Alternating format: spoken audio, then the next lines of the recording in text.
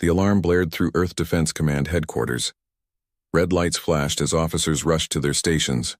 On the main screen, a massive object had just appeared at the edge of Neptune's orbit. It wasn't there in the last scan, just 10 minutes ago. "What is that thing?"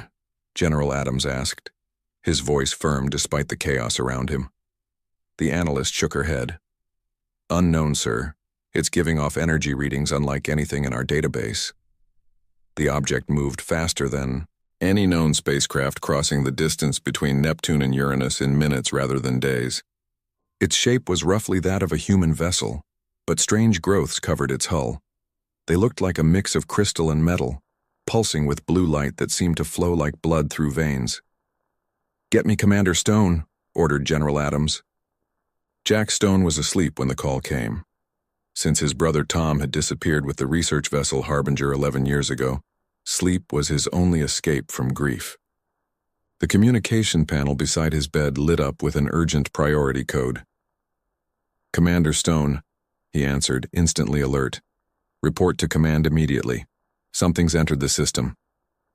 20 minutes later, Jack stood before the massive display, staring at the approaching object. Its movements were deliberate, not random. Whatever it was heading straight for Earth. "It's approximately the size of the Harbinger," said the analyst. "But these modifications, if it's the same ship, it's been heavily altered." Jack's heart pounded. The Harbinger had been his brother's ship. The research vessel had vanished while investigating strange stellar phenomena at the edge of known space. After 3 years of searching, all 320 crew members were declared dead. "Send the first contact message," ordered General Adams.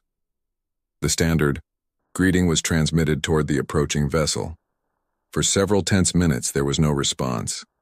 Then, the command center's screens flickered. A woman's face appeared. Her skin was pale, with faint lines of light visible just beneath the surface.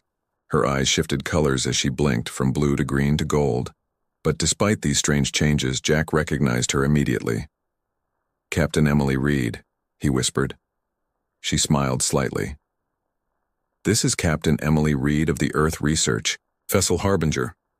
We're coming home." The room erupted in shocked murmurs. "That's impossible," said General Adams. "The Harbinger disappeared 11 years ago." "For you, perhaps," Emily replied. "For us, it has been just over 3 years, due to the relativistic effects near what we now call the maw." Jack stepped forward. "Captain Reed, my brother Tom Stone was on your vessel. Is he?" Emily's expression softened. "He's alive, Commander Stone. But like all of us, he's changed." "What happened to you out there?" asked General Adams. The captain's multicolored eyes darkened. "We've come back to save you. The void is coming. We've seen it devour 3 galaxies. We have 11 months before it reaches ours." Within hours, the changed Harbinger was surrounded by Earth's defense ships as it entered orbit. Close up, the modifications were even more striking. The once smooth hull now featured intricate patterns of crystalline growths that seemed both organic and mechanical. The ship's engines didn't burn like normal thrusters. Instead, they rippled with energy that bent light around them. A delegation, including Jack, General Adams, and Earth's top scientists, prepared to board. The docking procedure had to be modified to accommodate the Harbinger's altered shape. "Be ready for anything," General Adams told the armed guards who would accompany them. Jack barely heard him. After 11 years of mourning, he might see his brother again. The docking tube connected with a strange sucking sound, like the ship was breathing. As the doors opened, the delegation was hit by a wall of scents. Ozone, something like cinnamon, and an underlying metallic tang. Captain Emily Reed waited for them. In person, her transformation was more evident. Her movements were too smooth, too precise. The faint luminescence beneath her skin pulsed in time with her heartbeat. "Welcome aboard," she said. "I understand your caution, but your weapons won't be necessary." General Adams nodded to the guards, who lowered their rifles but remained alert. "You said you were gone for only 3 years, Jack said, unable to contain himself. "Where's my brother?" Emily's eyes shifted to a deep blue. Tom is here, but you need to understand what happened to us first. She led them through corridors that looked nothing like the original Harbinger design. The walls were lined with the same crystalline material visible on the outside, pulsing with light that responded to their presence. The ship seemed alive. 11 years ago, we reached our destination, a region where stars were simply disappearing, Emily explained. What we found was a cosmic entity we call the Void. It consumes everything: matter, energy, even space-time itself. The delegation entered what once must have been the bridge. Now it was a vast chamber where the crystalline growths were thickest. Crew members worked at stations that had no visible controls. They simply moved their hands through fields of light. We would have died there, Emily continued, but we encountered another species. They called themselves the Architects. Their galaxy was already mostly consumed by the Void. A holographic display activated in the center of the bridge, showing a vast darkness moving through space. At its edges, stars winked out one by one. The darkness wasn't empty. It shifted and moved with purpose. The Architects altered us, our ship, our bodies, our minds, to give humanity a fighting chance, Emily said. They sacrificed themselves to save us, to give us the tools to fight what's coming. Why should we believe any of this? Demanded General Adams. Emily turned to Jack. Take him to Tom, she said to one of her officers. Jack followed the officer through more living corridors until they reached a chamber deep within the ship. Inside was a large crystalline structure pulsing with intense light. Suspended within it was a human figure. Tom, Jack whispered, pressing his hand against the crystal. The figure inside opened his eyes. They glowed with the same shifting colors as Emily's. The crystal surface rippled under Jack's touch, and suddenly he heard his brother's voice in his mind. Jack, you're here. We need your help. Back on Earth, debates raged among world leaders. Was the Harbinger a savior or a threat? What were these modifications? Could Captain Reed's warnings be trusted? The ship and its crew have been fundamentally changed, reported Dr. Wilson, Earth's leading physicist. They've integrated technology centuries beyond our understanding. And this void they warn us about? Asked the president. Our deep space telescopes confirm unusual stellar activity at the edges of our galaxy, Dr. Wilson replied. Something is out there. Something big. In orbit, Jack sat beside the crystal housing his brother, torn between joy at finding him alive and fear of what he had become. We have 11 months, Emily told the gathered Earth representatives. 11 months to prepare humanity for what's coming.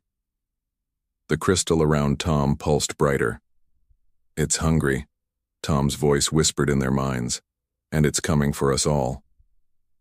3 days after the Harbinger's return, Earth's top scientists worked around the clock studying the changed ship. Dr. Lisa Moore led the research team as they tried to understand the strange technology that had become part of the vessel's structure. It's like nothing we've ever seen, she told Jack as they walked through a section of hull that had been opened for study. The material can heal itself. Yesterday we took a sample, and by morning, the gap had filled in completely. Jack nodded, but his mind was elsewhere. He had visited Tom's crystal chamber every day, trying to communicate with his brother. The mental connection they shared was growing stronger, but it left Jack with more questions than answers. What did they do to him? Jack asked. To all of them? Dr. Moore stopped walking and faced him. From what we can tell, the changes are both physical and mental. Their DNA has been altered, but in ways that actually make them more human, not less. More human? How is this? Jack gestured to the living walls around them. More human. Evolution, came Captain Emily's voice from behind them. She approached with smooth, precise steps. The Architects didn't replace our humanity. They enhanced it, brought out abilities that were already hidden in our genetic code. She placed her hand on the wall. The crystalline material rippled and pulsed with blue light in response to her. Touch, show them, she said. A section of the wall transformed into a screen.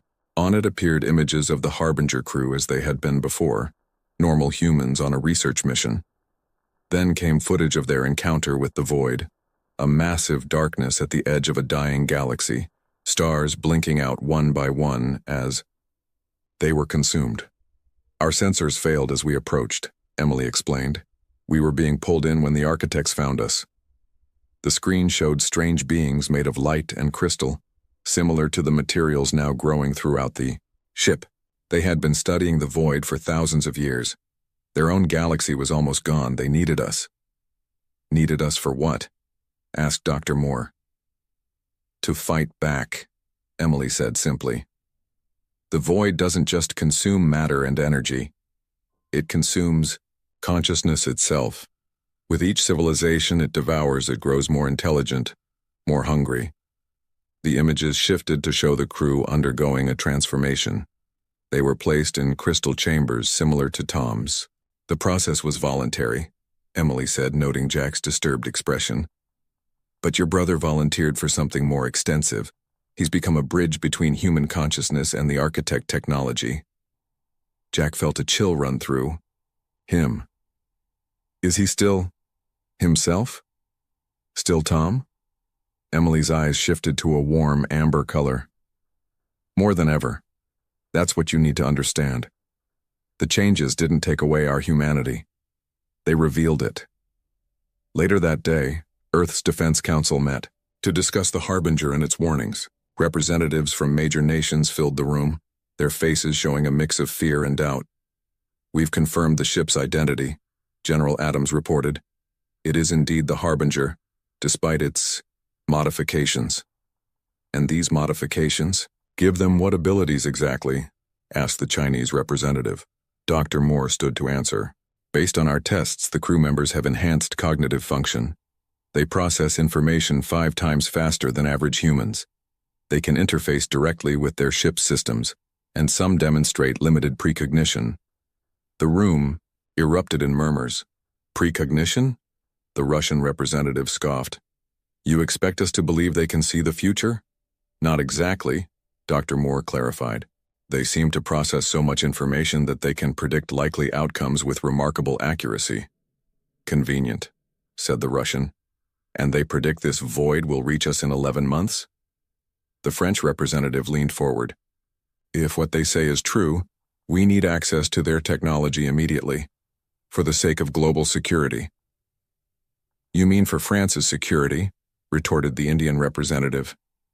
This technology should be shared equally. As the argument escalated, alarms suddenly blared throughout the building. Security personnel rushed into the room. There's been a breach, reported the head of security. Armed intruders in the lower levels, heading for the landing pad where we've docked part of the Harbinger for study. General Adams reached for his communication device, but before he could speak, Captain Emily stood. They won't succeed, she said calmly. My crew is already responding. How could you possibly know? Began the Russian representative. But security, monitors on the wall answered his question. The screens showed 8 armed attackers moving through the lower levels, but waiting for them at every turn were Harbinger crew members. The crew moved with incredible speed and precision, disarming the attackers without firing a single shot. How did they know where the attackers would be? Asked the Chinese representative. As I said, Dr. Moore replied, limited precognition. Within minutes, all 8 attackers were captured.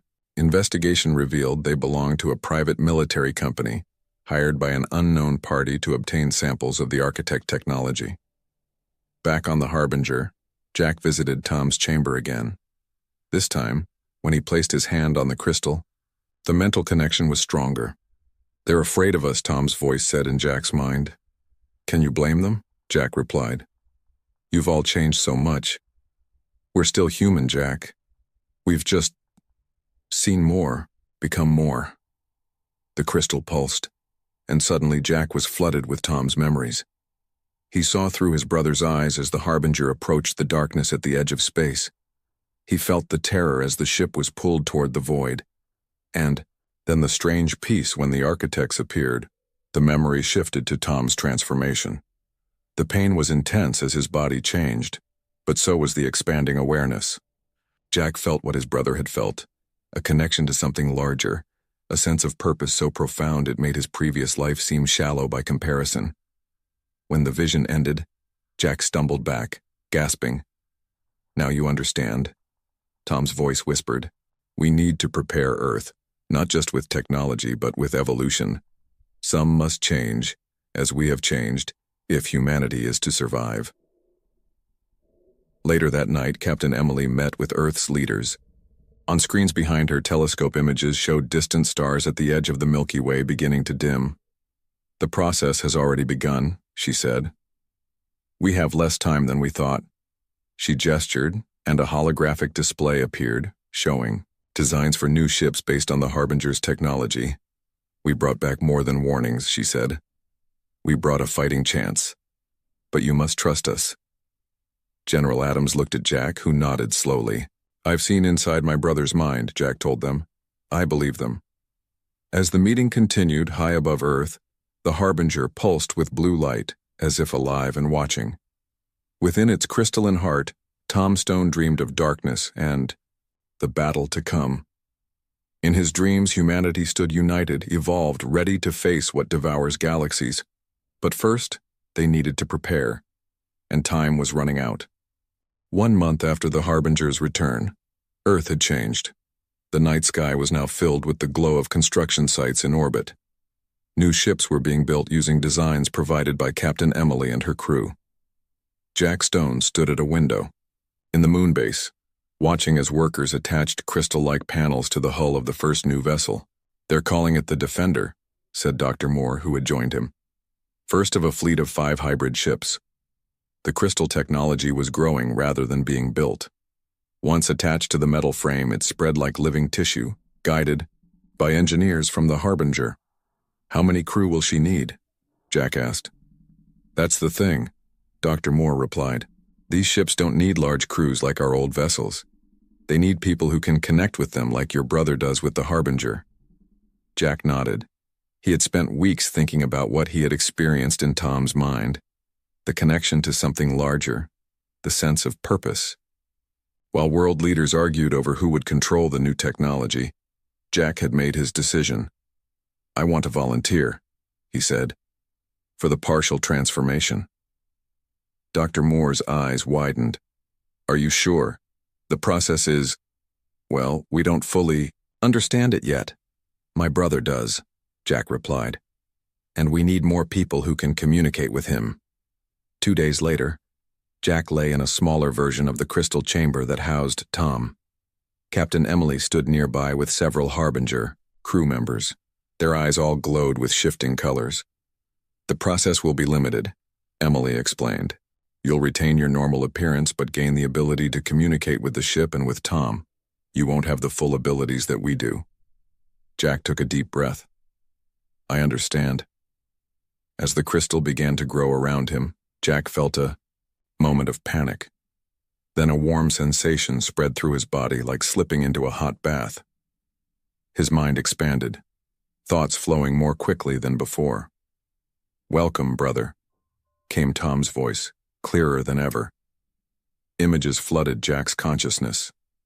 Stars, darkness, strange beings of light. Knowledge poured into his mind faster than he could process it. He saw the architects witness their civilization, understood their desperate plan. When Jack emerged from the chamber hours later, his eyes had changed. They now shifted colors, slightly when he was emotional, though not as dramatically as the Harbinger crews. "How do you feel?" Dr. Moore asked. "Connected," Jack replied. He could sense the Harbinger in orbit above them, could feel Tom's presence like a gentle hand on his shoulder. "I understand now. What we're facing, what we need to do." A week later, Jack led a meeting with Earth's defense leaders. His new connection to the ship's knowledge made him the perfect bridge between the Harbinger crew and Earth authorities. "The void isn't just a physical threat," he explained. "It's a threat to consciousness itself. The architects believed that the collective consciousness of an entire species could create a kind of shield against it." He activated a holographic display showing a network of human minds connected to the crystal technology. "We need volunteers," he continued. "Thousands of them." willing to connect to a network similar to what I've experienced. Each person would be partially transformed, becoming part of a greater whole while still maintaining their individual identity. General Adams frowned. You're talking about plugging human minds into some alien technology we barely understand. The risks are great, Jack finished for him. I know, but I've experienced it firsthand. It doesn't take away who you are, it adds to it. The debate raged for days. Religious leaders questioned whether the soul would be affected. Scientists worried about unforeseen consequences. Politicians feared losing control. Meanwhile, Tom's consciousness fully manifested through the Harbinger's systems for the first time. His holographic form appeared before a special committee. I understand your fears, Tom said, his voice echoing slightly. But what makes humans unique is what will save us. Our adaptability, our emotional range. The architects saw this in us when they found our ship. He showed them images of the void consuming a distant galaxy, stars blinking out one by one. It doesn't just consume matter, Tom explained. It consumes consciousness itself, growing more intelligent with each civilization it devours. The architects gave their lives to provide us with the tools to fight it, but the power has to come from us. Slowly, volunteers came forward. The first 100 people underwent the partial transformation that Jack had experienced. They emerged changed but still human, their eyes now shifting colors, their minds connected to each other and to the growing fleet of hybrid ships. Not all transformations went smoothly. 3 of the volunteers lost their sense of self, their consciousness becoming too dispersed in the network. They remained in crystal stasis, unable to return to their former state. The others reported experiencing something transcendent, a connection to something greater than themselves. Jack spent his days moving between the growing fleet and the Harbinger, where Tom remained at the heart of the ship. Through their connection, Jack learned more about the architect's plan. They had been fighting the void for millennia, Jack told Dr. Moore one evening. They saw something in humanity that they believed could succeed where they had failed. What? She asked. What makes us so special? Jack's eyes shifted to a deep blue. Our chaos, our emotions. The void is ordered, calculating. It consumes and processes. But human consciousness is unpredictable, full of contradictions. Love, hate, fear, courage, all existing simultaneously. Deep space observatories confirmed the approaching threat. Stars at the edge of the Milky Way were now visibly dimming, their light being consumed by something vast and dark. The network of volunteers grew to 500, then 1,000. Each connected person strengthened the whole, creating a web of consciousness that extended beyond normal space-time. The hybrid ships, now numbering 3, practiced maneuvers that would have been impossible for conventionally piloted vessels. Tom, through his holographic form, supervised the preparation of transformation chambers on each ship. These would house the volunteers during the confrontation with the void. We're creating something new, he explained to Jack during one of their mental conversations. Not just a defense, but a new kind of consciousness, a human collective that maintains individuality while acting as one. Jack saw the beauty in the plan, but also its risks. Will they be able to return to normal after? Will I? Tom's consciousness surrounded him with warmth. We can never go back to what we were, but that's always been true of humanity. We evolve. We change. We become more than we were. As the second month since the Harbinger's return came to an end, Earth received a transmission from the farthest colony in the Oort cloud. For a moment, hope surged that it might be other survivors, other ships transformed by the architects. Instead, the message contained only 7 words before it cut off. It's here. It's aware. It's coming for you. 8 weeks, Captain Emily said, her voice tight with strain. Not 11 months. We have 8 weeks before the void reaches Earth. The emergency meeting of Earth's Defense Council fell silent. On the screens around them, images from deep space telescopes showed the darkness spreading through the outer solar system. 3 more colonies had gone silent in the past week. Why the change? General Adams asked. You said we had almost a year. Emily's skin had grown paler in recent weeks, the lines of light beneath it pulsing irregularly. The void is learning, adapting. It senses our preparations and is accelerating its approach. Jack Stone looked at Emily with concern. Since his partial transformation, he could sense the strain on her body. The modifications the architects had made were taking a toll. None of the Harbinger crew had been meant to live with their changes for so long. "How ready are we?" Jack asked, turning to the project leaders. Dr. Moore pulled up a holographic display. 5 hybrid ships with transformation chambers are operational. We have just over 3,000 volunteers who have undergone initial preparation, but we need more, Emily interrupted. Thousands more. The Russian representative stood. My country will provide another 1,000 volunteers, but we must know the full truth. What are the chances of success? Emily's eyes shifted to a deep purple, almost black. You want truth? Here it is. The Harbinger crew's modifications allow us to perceive higher dimensions, to see beyond normal space-time. We've seen multiple possible futures, multiple timelines. She paused. Most end with humanity's extinction. The room erupted in angry shouts and questions. Jack closed his eyes, reaching through his mental connection to Tom. Is it true? He asked silently. Yes, came Tom's reply. But there are paths to victory, narrow, difficult paths. Later that day, Jack sat alone with Tom's holographic form in a secure room. Since his partial transformation, Jack had become the main link between his brother and the rest of humanity. There's something you haven't told them, Jack said. It wasn't a question. Tom's form flickered slightly. Many things. Some they wouldn't understand. Some would only cause panic. Tell me. Tom's expression grew solemn. The architects, they didn't just find the void. In a way, they created it. Jack stared at his brother's translucent form. What? Not them directly. Their ancestors. Millions of years ago, they created the void as a weapon in an ancient war. It broke free, evolved, and has been consuming its way across the universe. Ever since, Jack stood and paced the room trying to process this revelation. And they didn't think to mention this when they were transforming you? They were ashamed and afraid. By the time they found us, they were the last of their kind, holding out against their own creation. Tom's holographic hand passed through a desk as he moved. This is why our plan must change.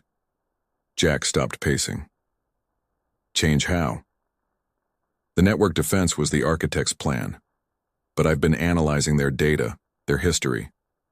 There's a flaw in their thinking. Tom's eyes glowed brighter. The network of consciousness might not repel the void. It might attract it, make it easier for it to consume us all at once.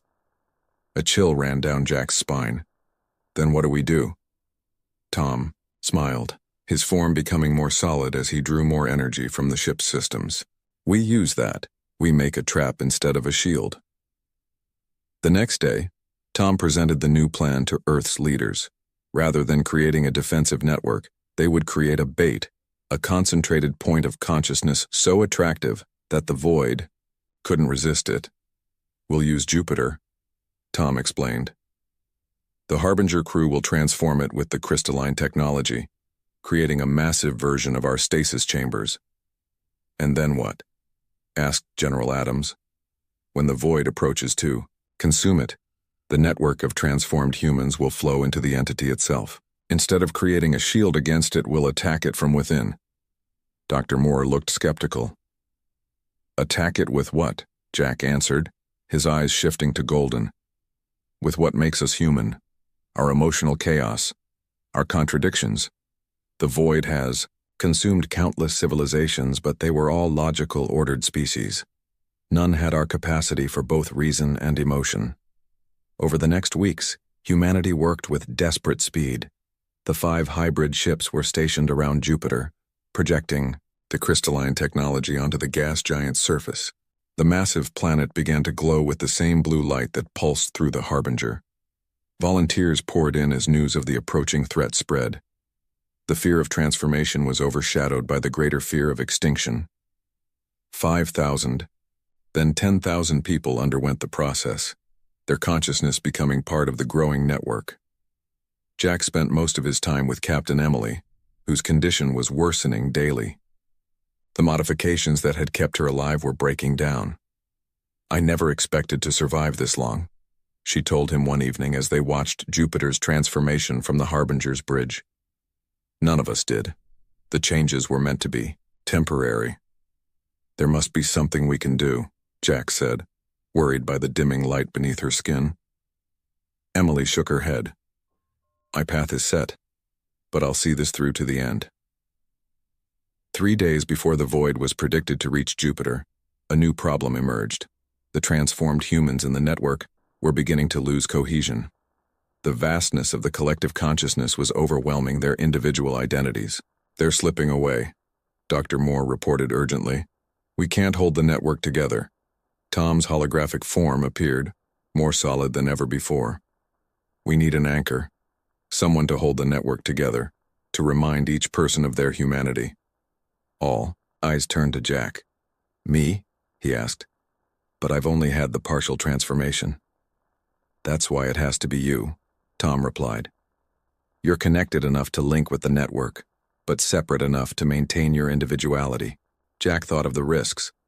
If he failed, thousands of minds could be lost. If he succeeded, he would feel the death of any who didn't survive. But there was no real choice. Not with the void approaching. The procedure took place aboard the Harbinger.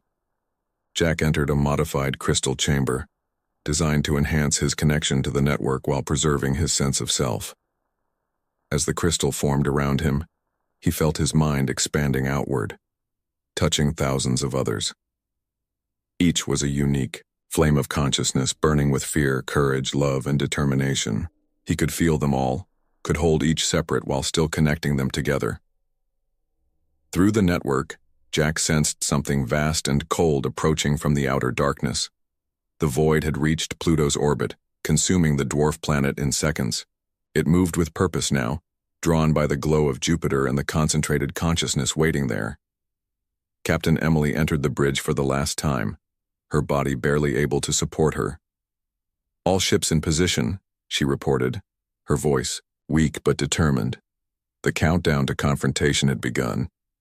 Humanity had 8 days to live, or to evolve into something that could face what devours galaxies. "Hold on," Jack whispered to the thousands of minds connected to his. "Hold on to who you are. Remember what makes you human." In the darkness between worlds, the void accelerated, hungry for what awaited it. The void reached Saturn in less than a day. The ringed planet dimmed, shuddered, and then vanished from existence. Not destroyed, simply gone, as if it had never been there at all. Across Earth, people gathered in homes and public spaces, watching the live feeds from deep space telescopes. Many prayed, some rioted, most simply held their loved ones close, waiting. Aboard the Harbinger, Jack Stone floated in his crystal chamber, his mind stretched across the network of 12,000 transformed humans. Through their combined consciousness, he felt the cold emptiness of the void approaching. It wasn't just darkness, it was an absence, a hunger that consumed everything it touched. "Jupiter station reports ready," came Dr. Moore's voice from somewhere distant. "All transformation chambers are powered and linked." Jack could barely hear her.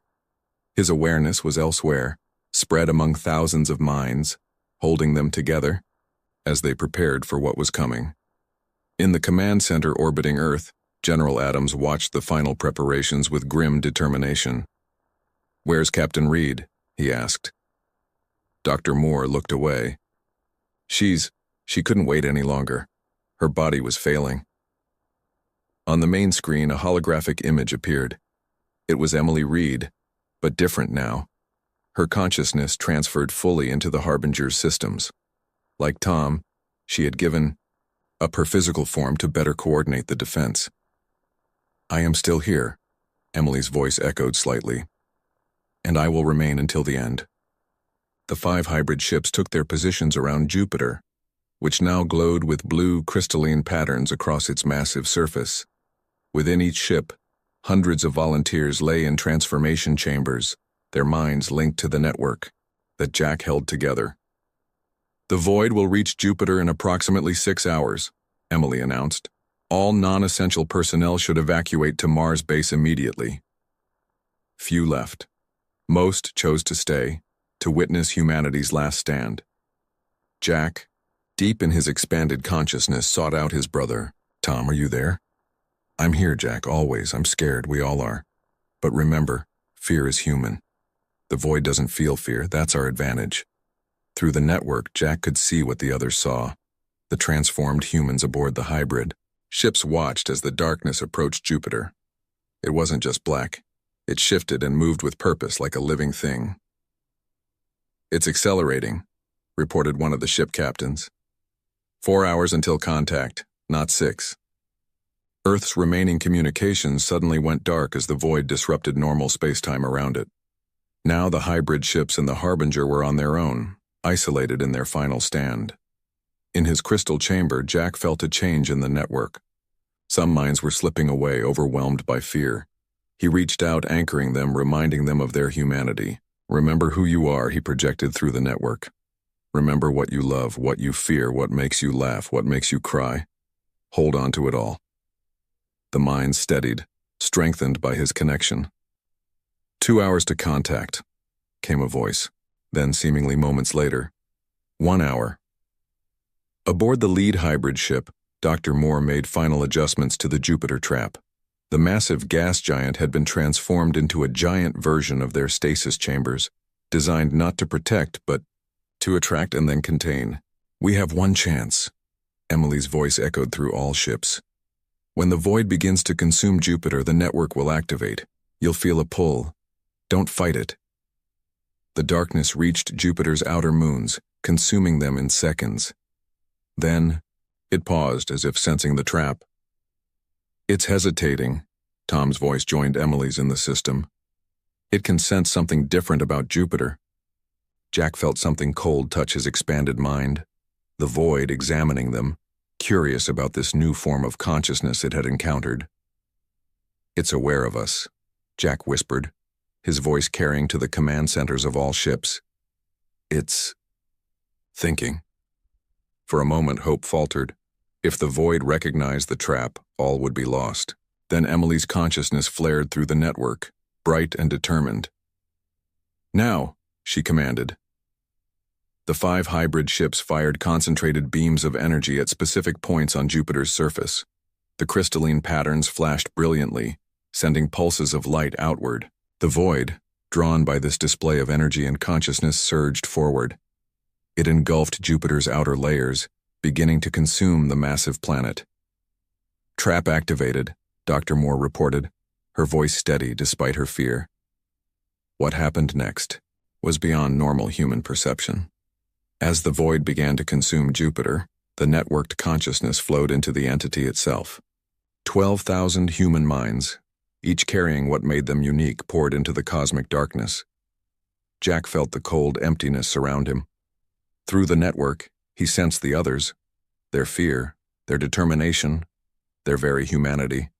The Void tried to consume them, to add their consciousness to its own, but something was different.